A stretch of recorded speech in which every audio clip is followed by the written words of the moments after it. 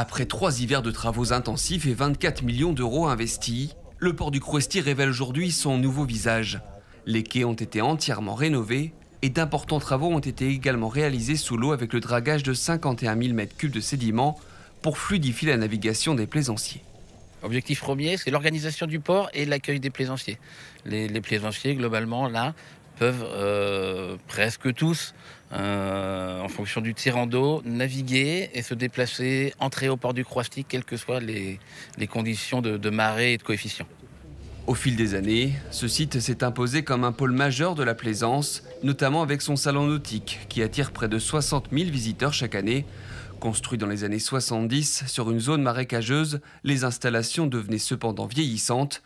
Il était temps de les moderniser et d'apporter une touche de vert. Le port ancien était absolument très minéral, il n'y avait absolument aucune végétation sur le port et l'idée était de végétaliser au maximum, d'apporter des îlots de fraîcheur sur ce port et pour permettre une déambulation beaucoup plus sereine et beaucoup plus agréable pour et les plaisanciers qui sont là et le promeneur.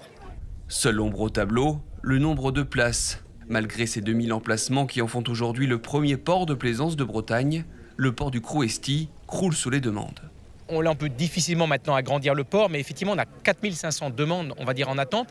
Mais on a une gestion dynamique du port, c'est-à-dire que pour un certain nombre, ils ont leur bateau éventuellement à terre, on leur met à l'eau quand ils arrivent, on l'enlève, et puis quand quelqu'un libère la place, quand il part, il annonce qu'il va partir pour une semaine, on met quelqu'un d'autre à la place. Donc on a vraiment une gestion dynamique de nos ports, c'est pas figé, et c'est ça qui fait que les ports ici peuvent plus facilement tourner. En charge de la gestion du site, la Compagnie des ports du Morbihan continue donc d'investir pour continuer à faire du département la première destination nautique française.